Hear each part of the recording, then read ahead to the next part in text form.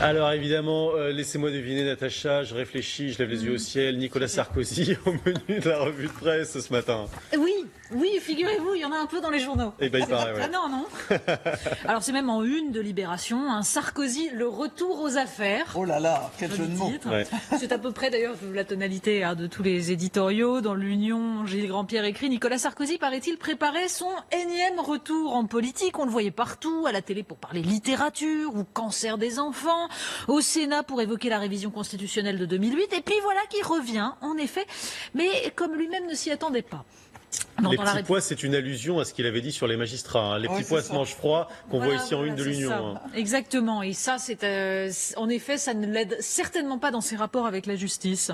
La République des Pyrénées nous dit, quelle que soit l'issue de la garde à vue de Nicolas Sarkozy dans l'affaire du financement libyen de sa campagne de 2007, l'ancien président de la République est cerné par suffisamment de procédures judiciaires pour que son quinquennat demeure l'un des plus troubles de la Ve République quant au rapport de l'Élysée avec l'argent. Ouais. C'est tout de même, en effet, on atteint un degré là, la presse estime qu'il est quand même nécessaire de se poser quelques questions. Dans la Charente libre, Maurice Bontinck en rajoute: la garde à vue présidentielle n'est qu'une suite logique qui signifie juridiquement qu'il y a des raisons plausibles de soupçonner son implication. Ça, c'est le terme exact. Ouais.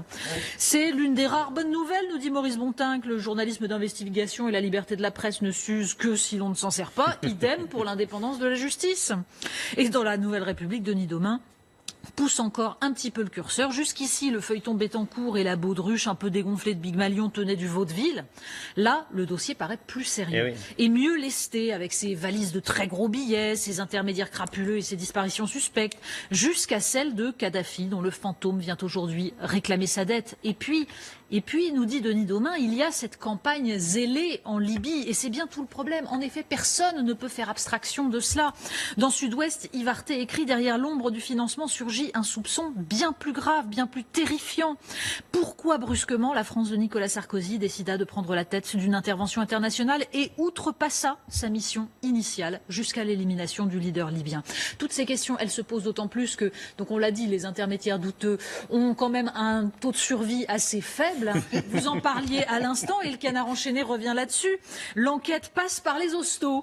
Et oui, 2 témoins clés sont actuellement en réanimation. Donc Alexandre Joury, vous le disiez, il a été arrêté à Londres le 8 janvier en résidence. Il était en résidence chez ses enfants là jusqu'à présent, en attente d'extradition. Eh bien, il a été hospitalisé en urgence le 16 mars pour un malaise cardiaque. Et puis Béchir Saleh, donc le grand argentier de Kadhafi, 6 balles dans le corps le 23 février à Johannesburg. Là aussi, il est en réanimation. Alors justement, ces deux-là, ils s'étaient vus avec Bernard Spartini. Des assassinats précédents. Voilà, ancien patron donc du renseignement. Ils s'étaient vus tous le 3 mai 2012. La date est quand même pas anecdotique.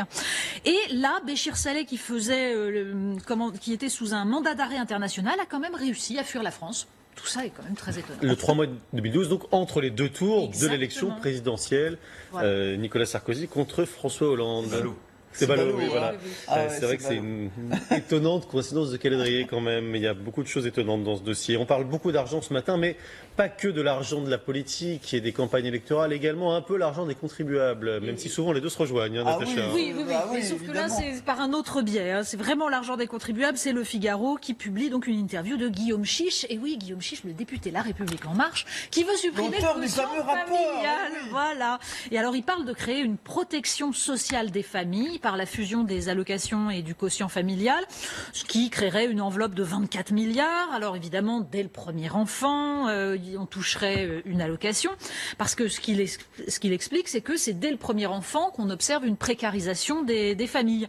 Et donc, il s'insurge, assez classique, contre le fait que les grands gagnants du quotient familial seraient les plus riches. Alors ça fait réagir dans l'opinion Olivier Auguste, hein, c'est l'édito de l'opinion.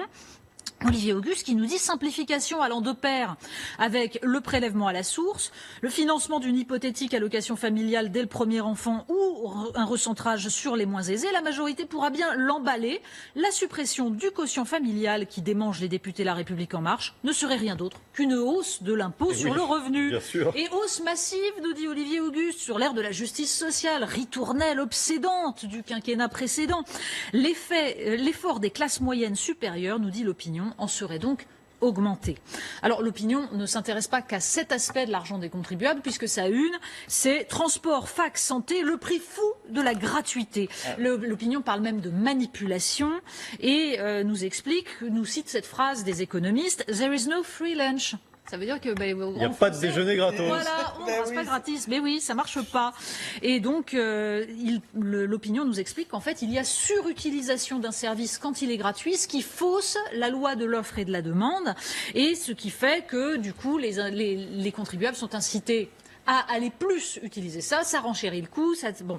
Bref, c'est une réaction à la proposition d'Anne Hidalgo sur la gratuité des transports à Paris. On va en reparler, mais sans compter que souvent, ce sont les plus aisés qui profitent des services gratuits au détriment des plus pauvres. Voilà, alors simplement, il faut peut-être différencier les transports, où on a besoin que les gens utilisent cela, et la santé, où là, ça crée en effet des surcoûts. Alors Libération, en effet, cible sur Anne Hidalgo, transport collectif, la gratuité sur de bons rails.